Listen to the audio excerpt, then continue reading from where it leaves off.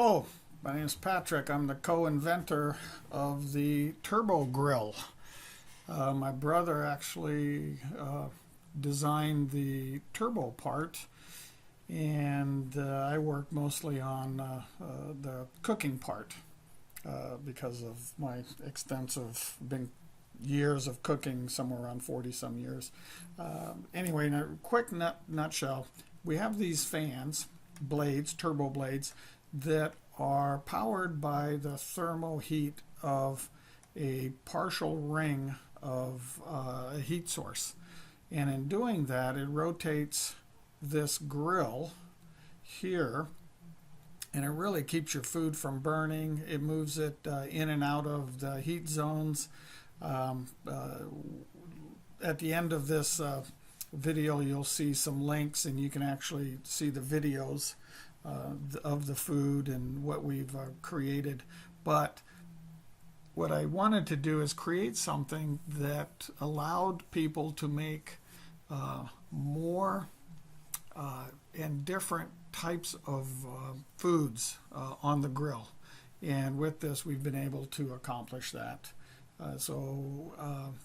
Today's video is on baffling, and what it is, what it's used for, and the pros and cons of it. And please enjoy.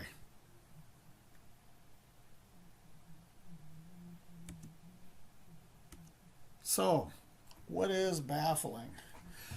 Some people call it a tuning plate. I've just always known it as baffling.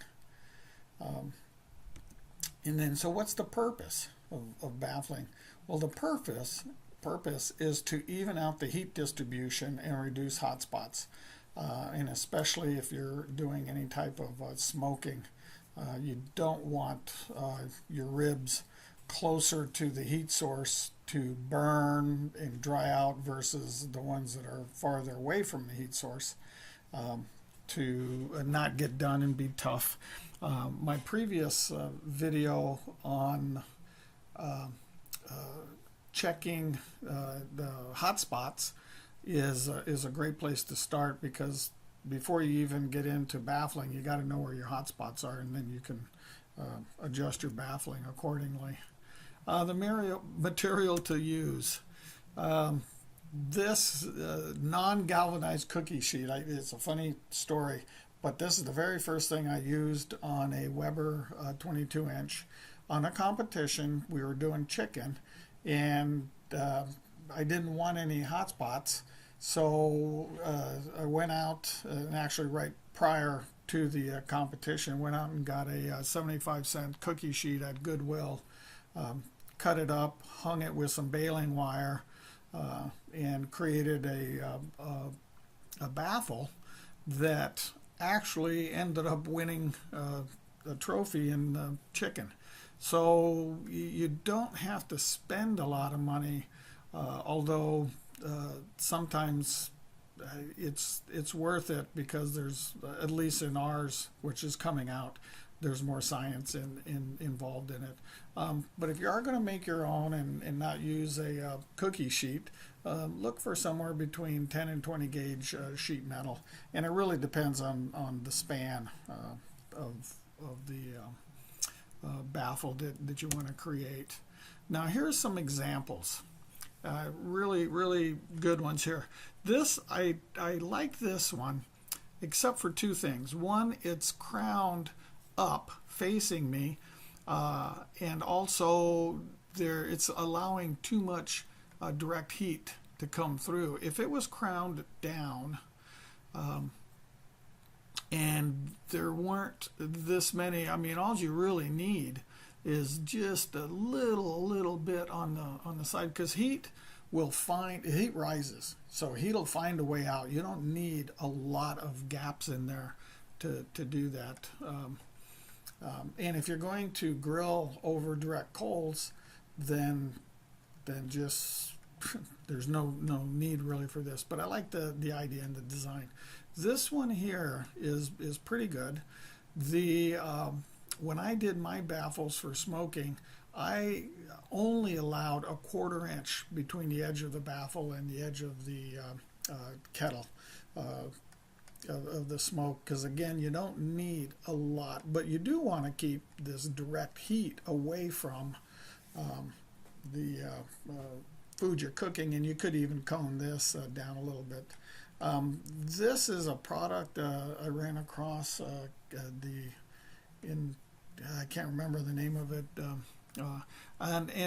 and this probably would work fine. What I don't know is the gap here, and I don't really understand. I guess you could use it if you wanted to have a direct source here and a closed there.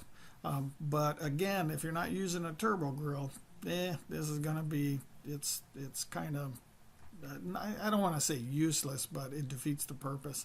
Now, this is a great one. This is DFY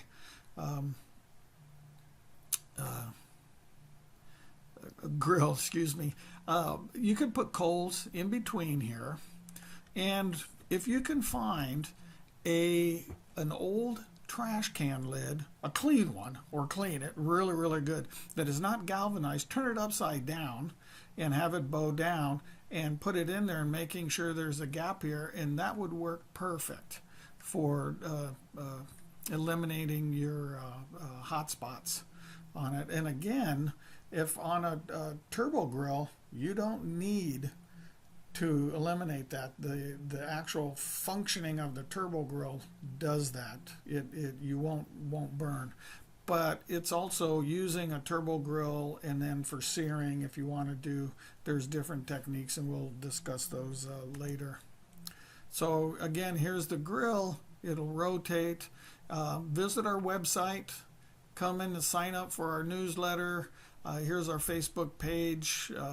Like that. Always posting things on there, answering questions. And when you sign up, right now we're building out the site. So you sign up, you'll get a series of emails about what we're doing, about a Kickstarter program that's coming out in doing this. So please leave me comments. Let me know. Ask me questions. I'll answer them as soon as I can. And I wish you a great day on grilling, and I'll see you on the flip side. Alrighty. Bye-bye.